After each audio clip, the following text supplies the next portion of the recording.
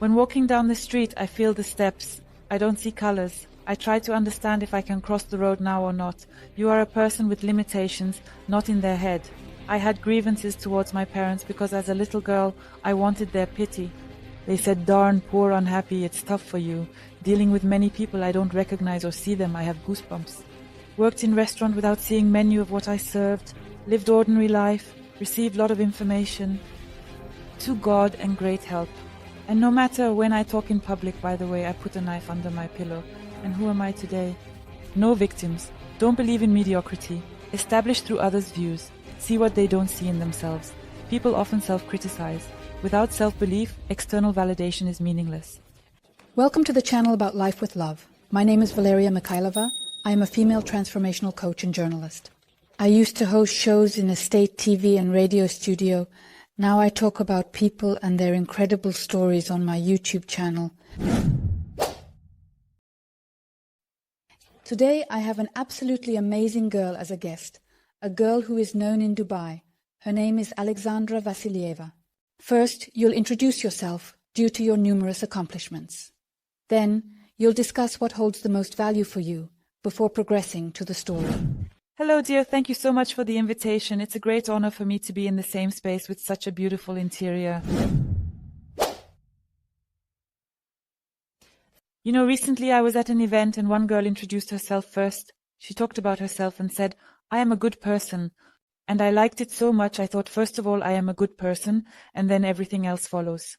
My name is Alexandra Vassilieva. I have lived in Dubai for 12 years. I am the founder of two companies, namely a travel agency and a relocation consulting company located in this beautiful city. I am also an international speaker, have spoken at venues such as TEDx, Skolkovo, shared the stage with Alan Pease, Sasha Mitroshina, Philip Kotler, and many other well-known personalities. The author of transformational programs based on their unique method, I work with the theme of authenticity, ecological scalability, and help entrepreneurs and experts probably move to deeper levels of meaning. In general, I collaborate with people, assist their growth, and foster ecological growth from the depths of the heart. Of course, it's no secret that prior to this interview we discussed. You shared a story that made me emotional and gave me chills. And you know what's incredible? As a female coach and as a representative of an auxiliary profession, frequently, I believe you'll grasp what I'm saying now, I come across individuals with numerous limitations in their minds, and with these limitations they can't consistently handle. So for me, you are a person who has limitations not in your mind, but in reality, and in a remarkable way, every day you cope with them, choosing to be the author of your life. May I kindly request you to commence elaborating on the specifics of these restrictions, and if it is feasible, in a similar fashion to how you elucidated it for me during our initial meeting. Yes, certainly you are aware. It is actually a highly fascinating story about how we often see an image, some accolades of a person, but we rarely ask ourselves what really lies behind this. Who is this person? What path has this person traveled? What is he feeling at this moment? And if we could occasionally open the curtain and have a look, many things in our lives could potentially change. Because yes, I often stand on stage, perform on different platforms, but no one knows how my story actually began. And it began completely differently.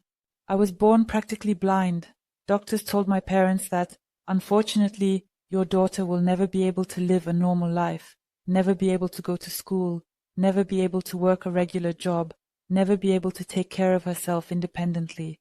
Most likely there'll be a boarding school and I'll have to assist her in self-care always, even in daily tasks. Years passed, people say now everything is fine. No, nothing is fine now. My circumstance is unchanged. Even now with my right eye I can't see anything. I know there is a hand, I see it, but I don't know how many fingers. Can't see what's happening on the right. So as if the right eye is there, but at the same time it's not there. With my left eye, I also see at minus 5.5 and a narrow tunnel, a little circle, so I see in the center and there's nothing around. While walking down the street, I feel for the step, indicating my uncertainty about its presence. When crossing the road, I am unable to see whether the traffic light is displaying red or green. I wait for people, yes, or I look at cars, not people. I orient myself and try to understand if it's safe to cross now or not. So very often, despite having an active social life now, when I encounter a large number of people naturally, I don't recognize or see them, and very often I start talking to someone, and only during the conversation do I realize who they are. The great discomfort is causing both me and people a lot of trouble. But what can be done?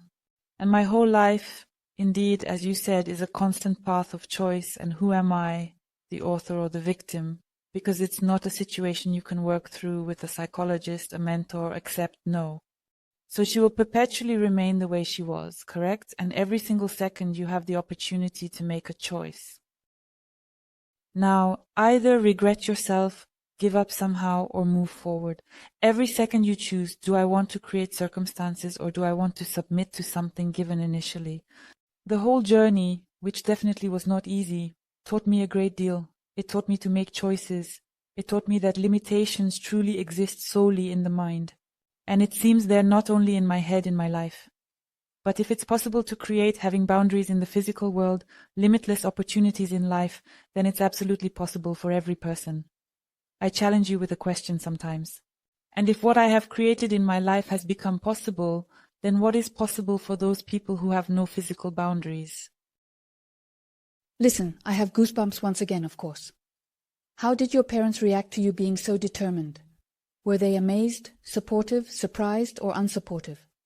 What was their reaction to your unwavering determination and relentless pursuit of your goals?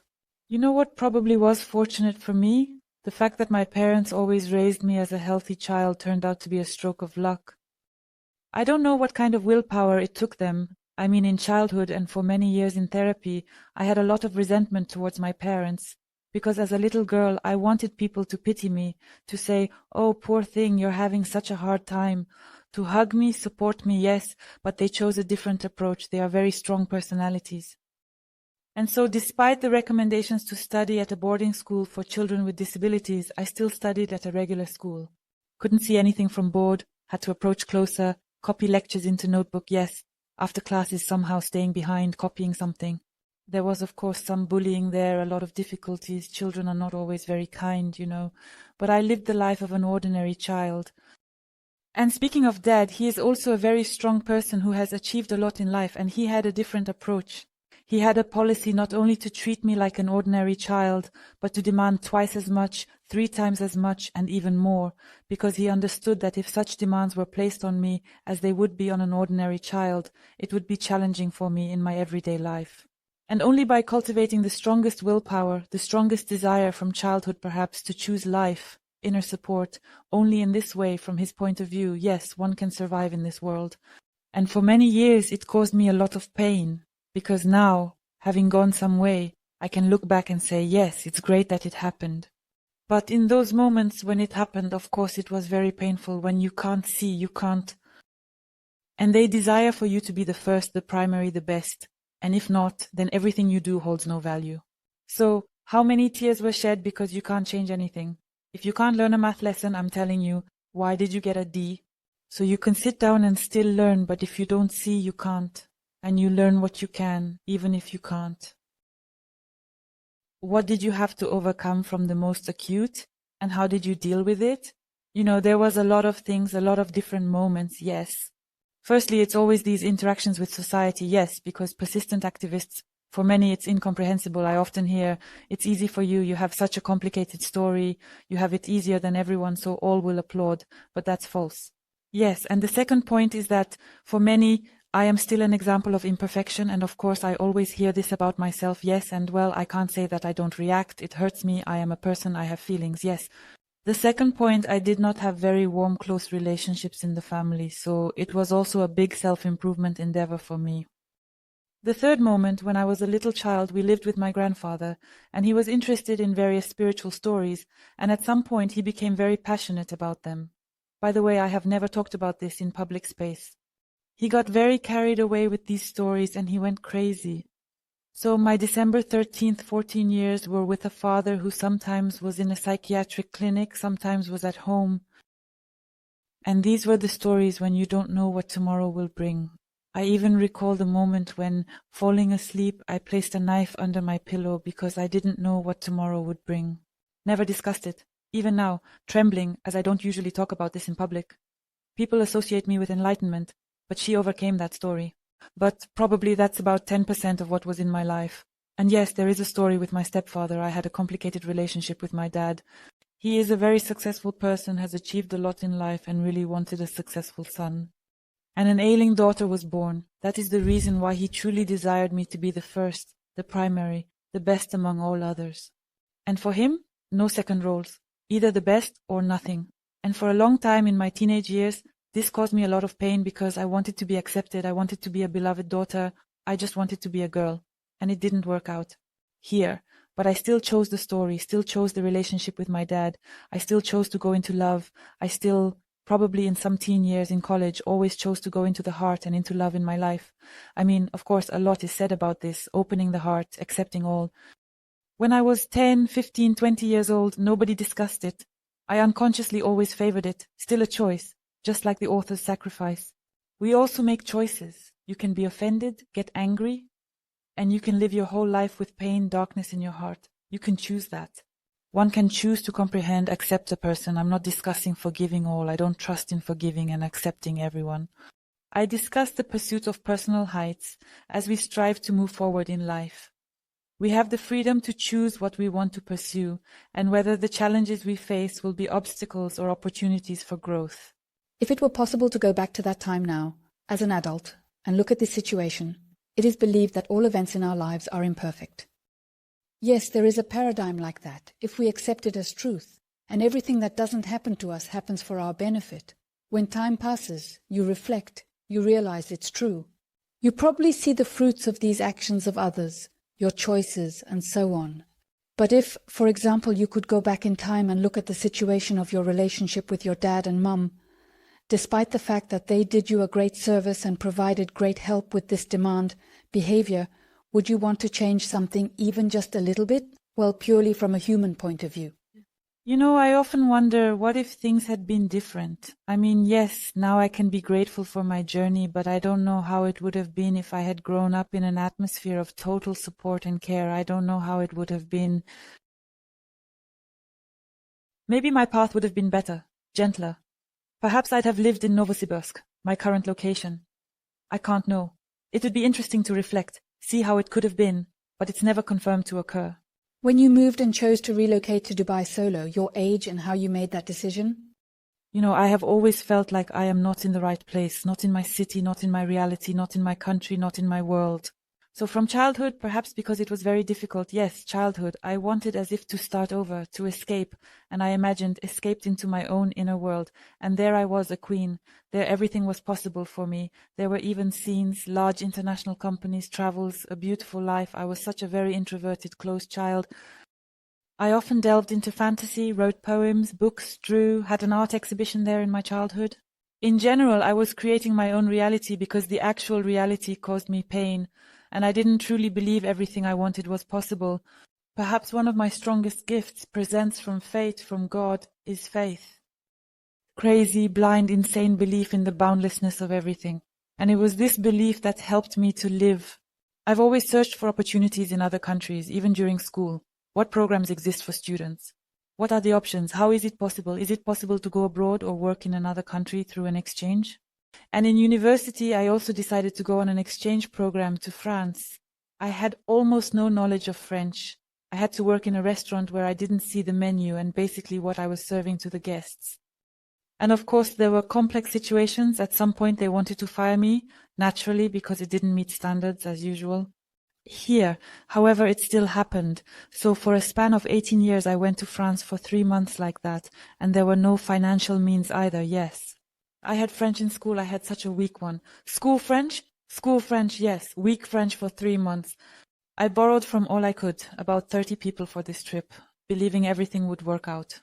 And then, when I found myself in a different reality, in a different country, I saw that my dreams could actually come true. Many of your classmates and peers watched how you managed to do it, how you succeeded. That is, those who had no limitations, some physically, some financially. I think, wow. So it was possible, right? So when we set a precedent for realizing any of our dreams in a bright, beautiful way, we understand that we can hack this reality. There's something we can do. And on this something is possible moment, many potentials and dreams can be built. And I dreamt of something bigger, not just staying somewhere 3 months, but actually living there, trying it out. What if? What if these limits really end? What if I've grown up, I can create my own reality? And then after uni, I worked at a travel agency. We sent a huge number of tourists specifically to the United Arab Emirates. That was my area. And I wanted to try What If here, but I didn't speak English because I spoke French, yes. So I had zero English, absolutely zero. I didn't have English in school. There was still no money. I was earning 5,000 rubles back then. It was such a cool salary. And of course, the job itself was challenging. I sat 5 centimeters from the computer. Of course, there were many typos, constantly so many errors in every word, feeling ashamed of my imperfections. But I dreamed and thought about something bigger. I started looking for opportunities, and I found these opportunities and managed to create potentials for myself to move to the Emirates. At 23, I had $1,000 in my pocket. I had already begun learning English from books and songs, but my level was likely not even elementary, possibly much lower. I was alone. And now it's been 12 years. Tell me, what are you doing? Do you have your own company here? Company, yes. So I am a partner in one company in the tourism business, and the other company is consulting. We help open businesses in Dubai, marketing research. So I succeeded in business, yes, but actually what is much more valuable and significant to me is that at some point I realized that if I have gone through this path, I can become for other people a kind of key, an entry point to allowing themselves to achieve something for themselves. Because a lot of people, the majority, don't even allow themselves to have some very simple little dreams that can be achieved in a day, an hour, a minute, just by going for it. And frequently, as I shared my story, I observed the eyes of people brighten and sense their energy increasing. And overall, for oneself, to help overcome all these mental limitations, deal with emotions. I delved deeply into psychology, meaning I studied psychology, obtained a diploma, became certified as an ICF international coach, then NLP practitioner, master, attended live programs by Joe Dispenza, Tony Robbins, basically everything from cognitive behavioral psychology to psychosomatics, body therapy, absolutely all methods on a mental, emotional, physical level. I studied everything to help myself. And now I apply all these tools to help other people break through their limitations too. You know, to be completely honest, it is truly embarrassing not to pursue some of your dreams, not to set some of your goals. It is genuinely embarrassing to be around you, and it's a feeling I can't shake. While we were talking, you mentioned that I had a problem, but it didn't go away, and it's something that will never be resolved. And every morning I walk, and I feel the step. Every morning. And people who observe me, I believe they must genuinely feel uncomfortable about it. How do you provide consultation? How do you provide guidance to them with a scientist's perspective? You know, my stance has always been that the most impressive result can be attained by an individual when we participate in horizontal dialogue with them. I always strive to be as honest and authentic as possible. For many people, I am an example of imperfection. So we see a lot on Instagram, on social media, examples of how a woman should be, what relationships should be like, what kind of fulfillment there should be, what some appearance should be like. And for many people, I'm an example of imperfection. And as if by my imperfection, just by being around, they find permission through it to say, it doesn't matter, I'll just go where I want, who cares what other people think. With DAC, for specific work with people, depending on individuals' requests and mindset, we utilize marketing strategy tools like cognitive behavioral psychology and coaching techniques to scale and build strategies in a language that is understandable to them. This includes working with those who come with a request for scaling, strategy building, and more. When a person comes having worked deeper on themselves at the level of feelings and comes not just with a request for, I want $1 million, but with a request to build inner support, with a request to work on emotional intelligence, then I often connect physical stories like psychosomatics, this is body therapy, these are regressive stories, and so on. My task, where power lies, is to firmly believe every person has no limits. That's obvious. Every person has insane potential to unleash. I don't believe in average people. So when someone comes to me, because I lack boundaries within myself, naturally I don't see boundaries in them. I look, see all points of probability and possibilities. My life taught me to always see thousands of possibilities where an ordinary person can't, because I had no choice. So I look at a person and think, okay, you can do this, this, this, this, and this. Firstly, it's what I generally see, yes. Secondly, considering business experience, exposure, travel, working with people, and so on. So I see thousands of paths he can take. And my task, first of all, is to make it so that through my eyes he can see his own potential and beauty. In other words, I serve as eyes for people, strangely enough, because I see what they themselves do not see. They see limitations, imperfections, and what they can't do. I see God in front of me. I see an incredibly talented person who can do anything. And my task is to highlight these stories for them, not just to say, look how great you are, but to make them feel and see it on a physical level so they know, I can do it. And further help him, first of all, to acknowledge his own background, because many people do not acknowledge their achievements at all. And to establish for him reference points, safety points, that is, to help learn to rely on oneself. That is, not to conform to external standards. I am far from my ideals, from some standards. What do I already have? What do I already possess? What resources, skills, knowledge, abilities, finances, social capital, background, character qualities have helped me achieve something, right? So I help him build this pyramid of the foundation of personality. And then, as we understand who he is and what he's about, we move towards authenticity. That is, what makes me unique? Not how to become like everyone else, but what makes me unique and how can I be comfortable? Not how they inform me marketing and classic sales tools, but where am I genuinely in this story? A person realizes, darn, it can be done like this. He understands the need to be invisible, follow others, and become a transmitter, a leader of opinions, starting to broadcast himself, not adjusting, but living himself. Then he takes his place in the system. When a person takes their place in the system, that is, the place that seems destined for them, people believe in different stories, some in God, some in quantum physics, some in the universe. In my paradigm, a person takes their place in the system, and then everything aligns around them. A partner comes to them who corresponds to their true manifestation, authenticity in what they transmit, environment, friends, money, and everything falls into place. At first, it's about building the foundation, recognizing potentials, strengths, existing resources to rely on. Then choose the methods, tools, and strategies for an effortless quantum leap.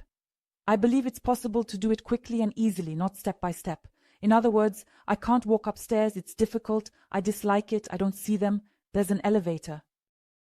And there are wings behind your back. And if these stories exist, why go up the stairs? So, my story of an unknown mentor and speaker, just a person from business, in 2 years, I started speaking in stadiums to thousands, getting invited to events, working with market leaders. So this happened in 1.5 to 2 years.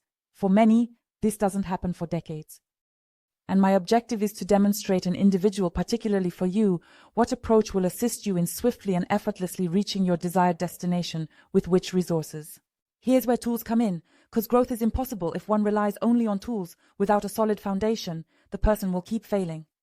Just like it's impossible to rely solely on psychology and meditations without specific actions.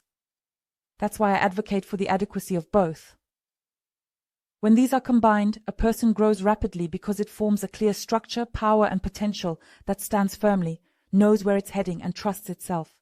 It's not about becoming like everyone else, being understood, or explaining oneself. And to live oneself not to achieve certain results, prove one's worth, but to live oneself because that's how he is, because he can, because he exists, because he's cool, because he has drive inside, because his eyes shine, because he feels great. So for me, this is about happiness and success. Here, of course, there should be applause, naturally. You know, the first time I was at your performance, it was a small circle of girls, and when you stood up, and very impressively, now I understand why you had such an impressive look, very impressively just delivered such a speech, I sit and think, you need to memorize so much, you know. It feels like, well, no improvisation, everything very neatly, very point by point. I was then amazed by your memory, supposedly. Then, after some time, when we started talking, I realized that you speak like that without preparing at all for any events. Then I interviewed you, and it was the same. And the interview, well, I asked questions, but you couldn't prepare for them. I came to the realization that, you know, this is truly the way you think, and it is truly inspiring.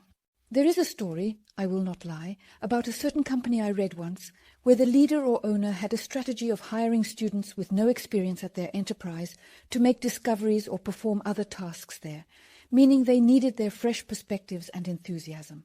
And when I ask him, why do you hire students in such a serious firm who have just graduated, they have theory, they haven't even practiced yet, why are you so bold? He says, my dear, because we give them tasks. They are unaware of the fact that it is considered impossible, therefore they proceed to take action and accomplish it. And individuals who have encountered reality, constraints, society, viewpoints, they are aware that it is not possible, and this conviction will not enable them to accomplish the impossible. Do you comprehend? It is brilliant, it is genuinely true, and I have a sense that you are one of those individuals who were unaware that it could not be achieved. I see you, and you really inspire me. I was asked to perform at Dvizhnik this Sun, where you performed last time. And I was told that when they announced you as a speaker, they had to record it because everyone wanted to hear you. It's not just about what you say.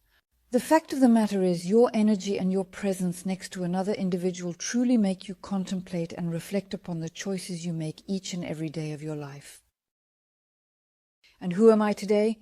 A victim who, depends on the sunshine. So today there is sunshine, hence I'm in a good mood.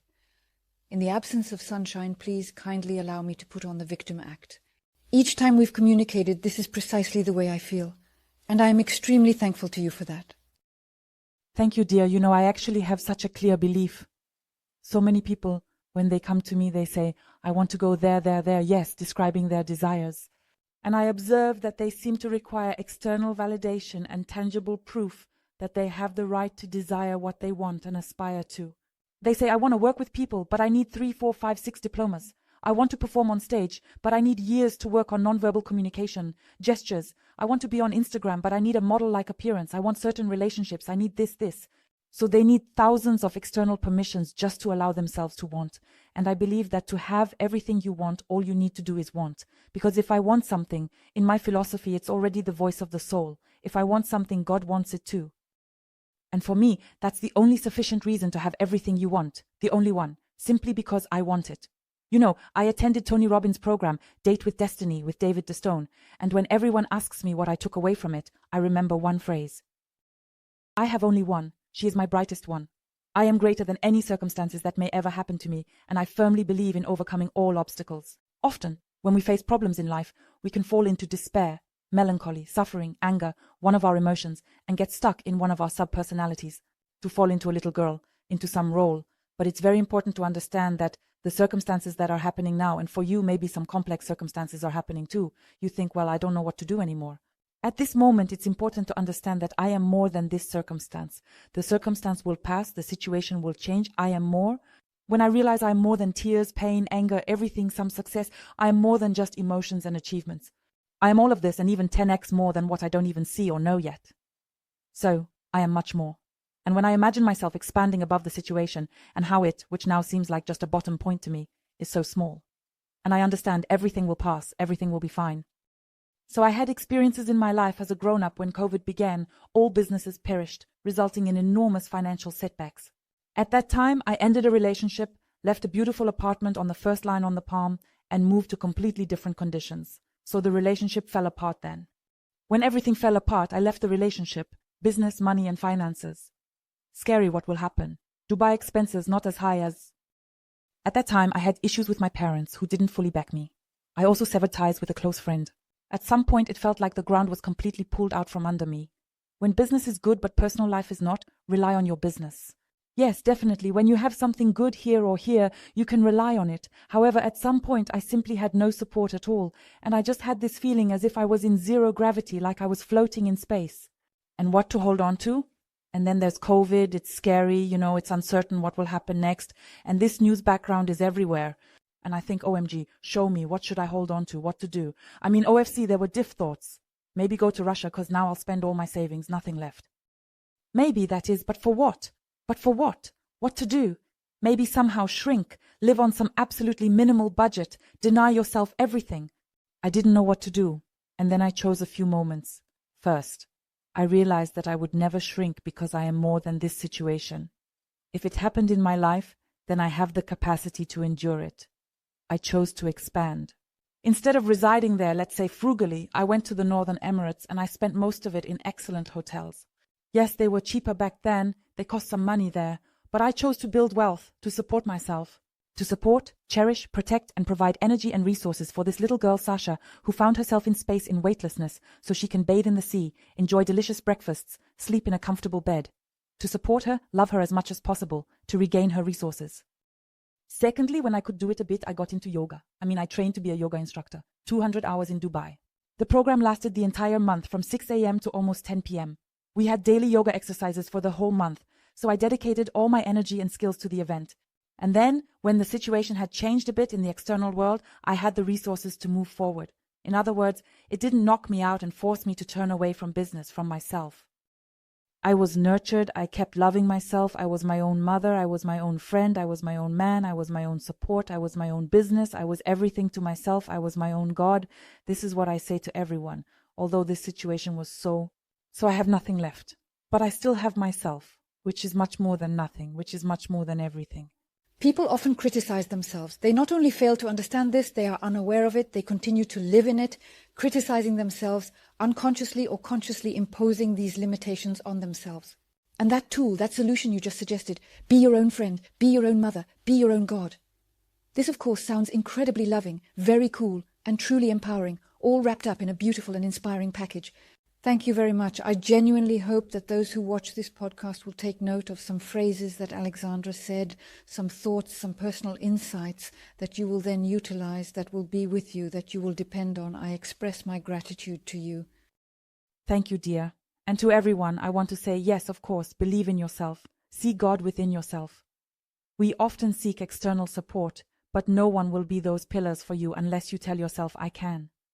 No external I can will have any value at all.